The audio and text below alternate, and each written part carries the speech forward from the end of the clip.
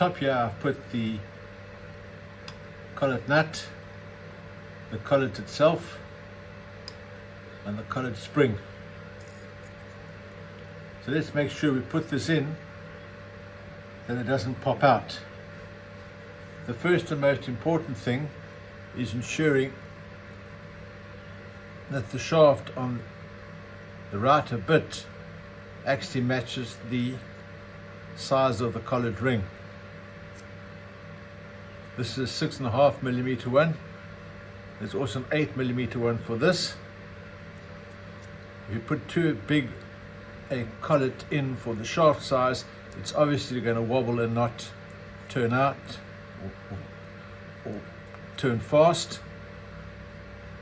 So you need to make sure you got the right one, otherwise this will come out and that could be rather disastrous.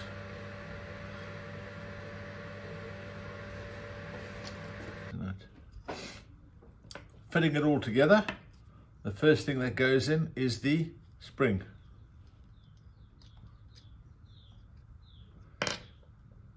The collet sits on top of the spring. Get my hands out the way, like that. And then the nut goes over all of that.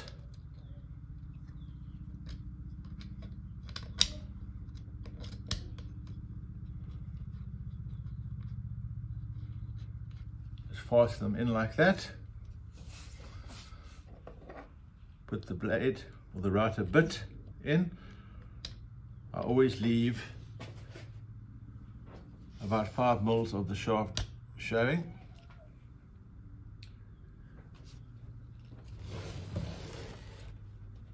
This button, when pressed in,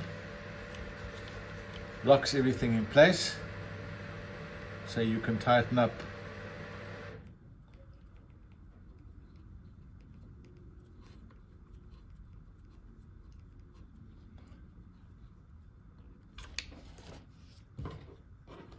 Now you take the spanner,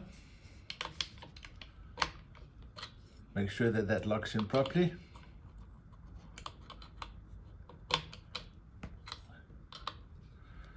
And you tighten it.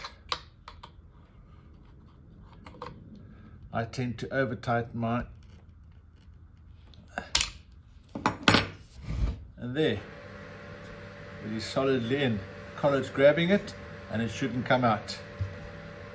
Okay.